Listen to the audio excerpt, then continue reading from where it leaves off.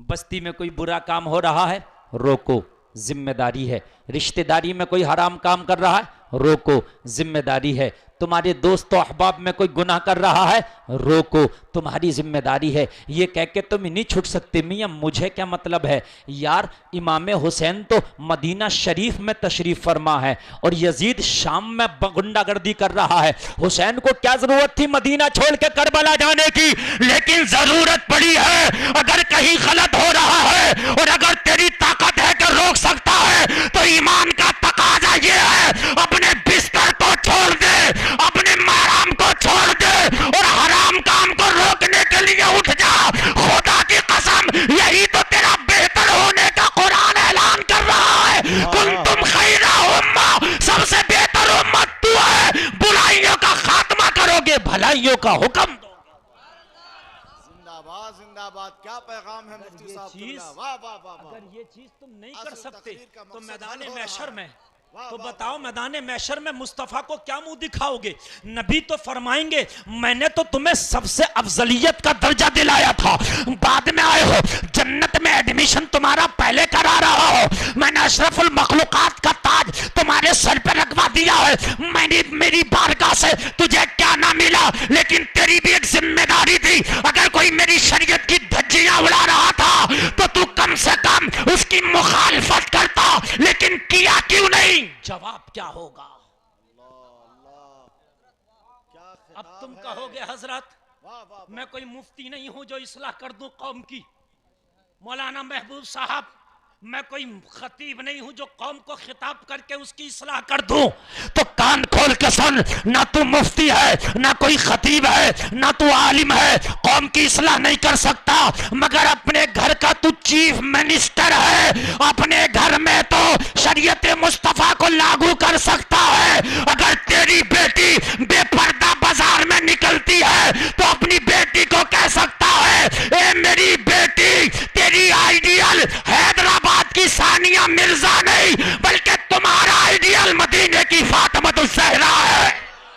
नारे तकबीर से बोलो यार, नारे रिसालत, मजहबे इस्लाम, मुफ्ती गुलफाम रजा साहब रामपुरी, मसलके आला हजरत, खानकाहे तेगिया यूसुफिया निजामिया।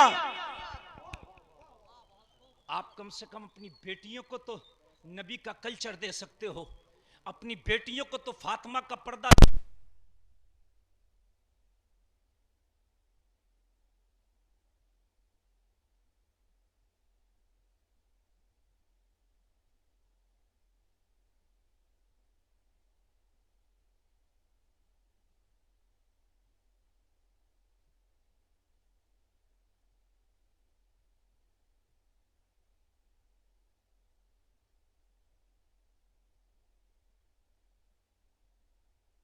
रास्ता देंगे, इस्लाम का दामन छोड़ो, हम तुम्हें आगे बढ़ा देंगे, हम तुम्हें तरक्की देंगे, मगर नहीं, खुदा की कसम, ये बेटियों को तरक्की की तरफ नहीं लाया जा रहा है, बल्कि भेड़िया शिकारी बन के इनको चारा दिखा रहा है। जो बच्चियों को कहा जा रहा है ना, आओ निकल के इस्लाम से तरक्की देंगे, तरक्की देंगे, तरक्की देंगे, आगे बढ़ा देंगे, और ये बढ़ रही हैं अपने रेबड़ को छोड़ के। जो बकरी रेबड़ को छोड़ के जाती है वही शिकार होती है। आज बच्चियों की दोस्तियां गैर मुस्लिम लड़कों से चल रही है और वही दोस्तियां इश्क में बदलती हैं और वही इश्क जुनून में बदलते हैं, और जब जुनून चलता है तो शादी भी हो जाती है। किसकी जिम्मेदारी है? कहते हैं कि इस्लाम ने बेटियों का हक मारा नहीं, हम कहते तुमने कितना हक दिया, तुम बताओ। अगर इस्लाम का तरीका और इस्लाम का कानून बेटियों से हटा दिया जाए ना, तो आज भी बेटियों के पास खुदा की कसम बेइज्जती के अलावा बचता कुछ नहीं, कुछ नहीं बचता। आप कहोगे हजरत कैसे? तो हम कहेंगे पहले दुनिया वालों से हम बात करते हैं, जरा तवज्जो करना भाई। ये वक्त ऐसा है कि वक्त भी बूढ़ा होता है, समातें भी बूढ़ी होती हैं, समझ रहे हैं आप? हाँ, इसलिए आप जरा मोहब्बत से सुनेंगे ताकि मैं इत्मीनान के साथ थोड़ी सी गुफ्तगू कर लूँ। अल्लामा महबूब साहब क़िबला बहुत अच्छी निज़ामत करते हैं और जलसे को कामयाब करने के लिए एड़ी चोटी का जोर लगा देते। ऐसे नाजिम की ज़रूरत होती है जलसों को। तवज्जो करना, जो मैं आपसे अर्ज कर रहा हूं। अगर इस्लाम का कानून हटा दो आज भी औरत से, तो क्या बचता औरत के पास? जरा तवज्जो करना। जमाना कहता है इज्जत इज्जत, मैंने कहा कौन सी इज्जत की बात कर रहे हैं आप? मुझे बताइए, मुझे बताइए कौन सी इज्जत? कि ये इज्जत कि अगर 26 जनवरी आई तो स्कूलों में लड़कियों से डांस कराया जाता है? अगर नहीं कराया जाता हो तो बताएं मुझे। 15 अगस्त का फंक्शन होता तो लड़कियां डांस कर रही हैं कॉलेजों में, यूनिवर्सिटियों में। ये इज्जत 26 जनवरी को डांस नहीं होना चाहिए था, बल्कि ये बताना चाहिए था कि अशफाकुल्लाह खान ने अपने मुल्क हिंदुस्तान के लिए कैसे कुर्बानी पेश की है।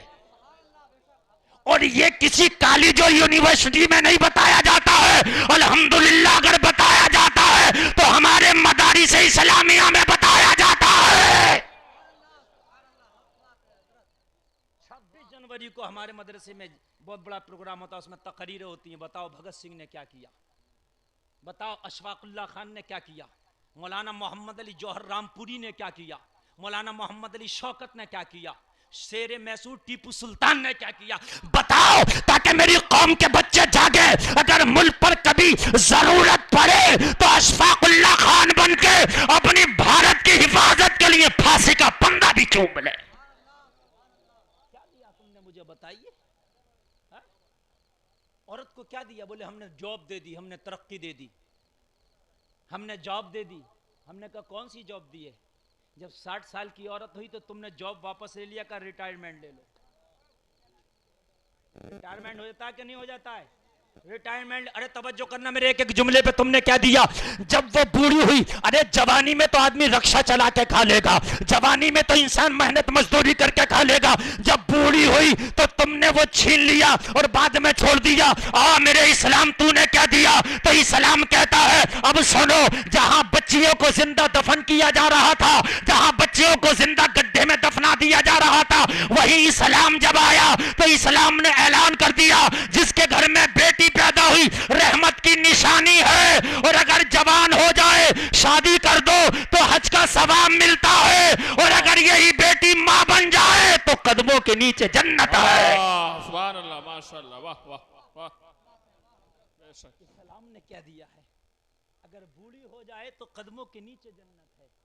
और इस्लाम के नुक्ते नजर से देखो तो यही बूढ़ी, इसका बेटा जवान हो जाए तो इस्लाम कहता है अगर बूढ़ी माँ के चेहरे की जियारत करो तो हज मकबूल का सवाब है। यार जितनी उम्र बढ़ रही है इतना ओहदा बढ़ रहा है, जितनी उम्र बढ़ रही है इतना मर्तबा बढ़ रहा है। लोगों, तुम्हें अल्लाह ने बहुत बड़ा मर्तबा दिया है कि तुम आखिरी नबी की उम्मत बना दिए गए हो। तुम्हारी जिम्मेदारी है कि अगर कोई हराम काम हो रहा है, तुम्हारी जिम्मेदारी है अगर कोई खिलाफ शरा काम हो रहा है, आगे आओ, रोकने की कोशिश करो।